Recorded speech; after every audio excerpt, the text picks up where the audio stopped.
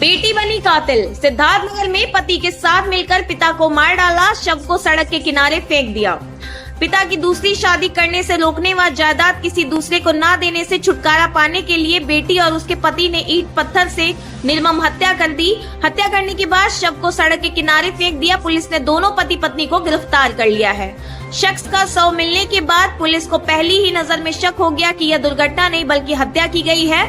Police ने अपनी local intelligence team की सहायता से मामले का खुलासा कर दिया। पुलिस ने पहले बेटी दामाद का पता लगाया और शख्स की तस्वीर दिखाई। बेटी दामाद ने पिता को पहचान लिया। बेटी दामाद ने बताया कि यह तस्वीर उसके पिता शिव पूजन की है, जो कोटिया पांडे गांव में खेती करते हैं और अपने बेटी दामाद के साथ रहते हैं। इसके बाद पुलिस ने बेटी कविता और दामाद मनोज को हिरासत में ले लिया और पूछताछ शुरू कर दी।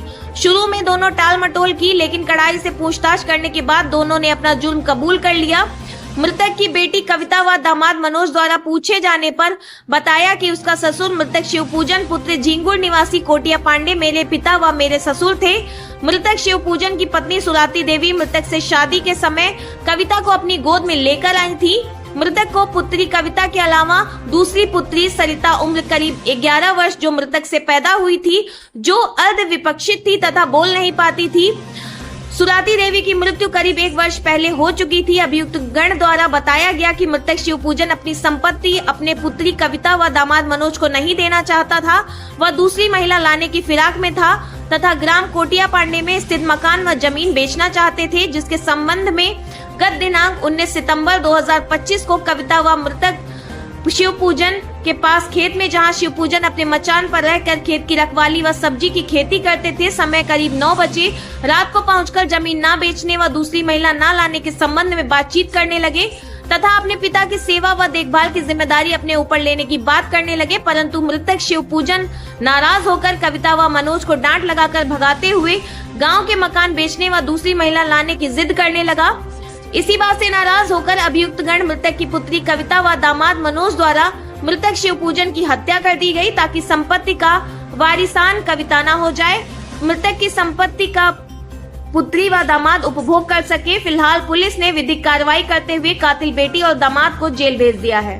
देखिए, अपराध एवं अपराधियों के विरुद्ध जो अभियान चलाया जा रहा है एडीजे जोन महोदय के द्वारा, पुलिस अधीक्षक महोदय के निर्देशन में आज थाना खेसरा की टीम और क्षेत्राधिकारी बासी के पर्यवेक्षण में दिनांक 19/20 की रात में एक हत्या की घटना हुई थी, जिसमें एक व्यक्ति जिनका नाम शिवपूजन है, जिनकी उम्र लगभग 65 वर्ष थी, वो अपने खेत में मचान के ऊपर सो रहे थे और 19/20 की रात्रि में उनकी हत्या कर दी गई।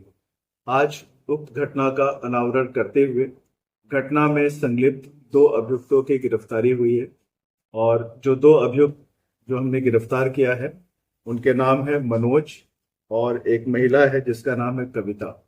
कविता जो है वो इसमें जो मृतक है शिवपूजन उनकी बेटी है और मनोज उनका दामाद है।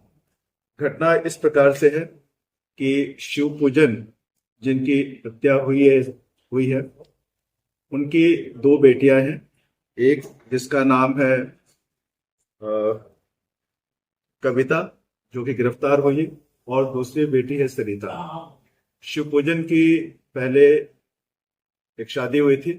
शादी में उनकी जो पत्नी थी उनकी पूर्व में भी एक विवाह हो चुका था, जिससे एक लड़की थी उसका नाम कविता है, वो अपने साथ लाई थी और शिवपूजन से शादी करने के बाद उनसे एक सरिता नाम की बेटी जो है वो पैदा हुई। लड़की की शादी हो गई थी और शिवपूजन अकेले रहते थे अपनी बेटी के साथ। और शिवपूजन के बारे में जो अभियुक्त गण है उनको ये पता चला कि शिवपूजन के पास लगभग 3.5 बीघे के पास जमीन है और वो जमीन को बेचना चाहते हैं और दूसरी शादी करना चाहते हैं।